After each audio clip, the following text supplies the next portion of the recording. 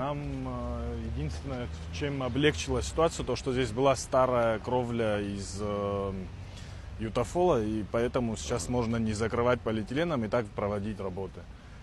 Более-менее такая удобная кровля получилась в этом отношении. Мы людей не подтапливаем, при этом параллельно ведем работы. Уже Здесь работы ведутся или 80% работ сделано, да, и уже на завершающей стадии. Понятно. Ну и по второму дому здесь суммарно 2000 квадратов, 2200 квадратов.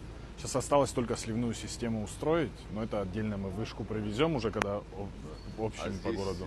Крышу сняло полностью или частично? Здесь полностью сняло крышу, и в оперативном режиме максимально все сделали так, чтобы проблем не создать.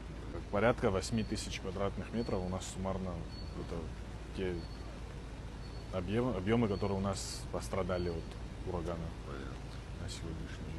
И ориентировочная стоимость в районе 40 миллионов рублей на восстановление всей этой Последствия истории, урагана. всех последствий, да, устранения.